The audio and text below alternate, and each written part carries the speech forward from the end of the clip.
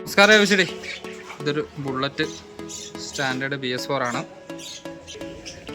Bullet സ്ഥിരമായിട്ട് പണിയുന്ന ആശാന്മാർക്കെല്ലാം അറിയാവുന്ന ഒരു ടിപ്പായിരിക്കാം ഇത്.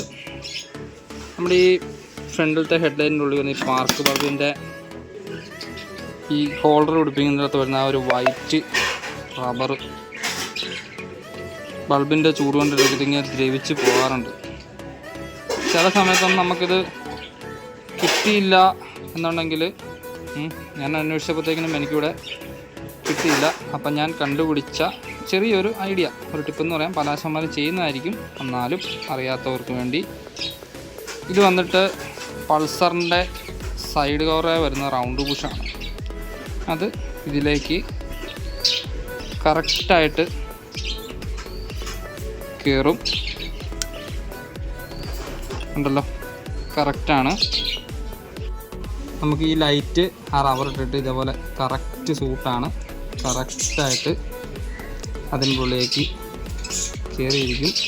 വേറെ ലൂസോ കാര്യങ്ങളോ ഒന്നുമില്ല.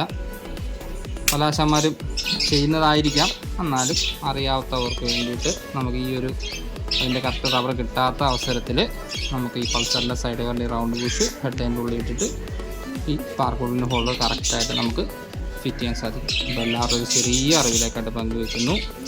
ശരണാണേ.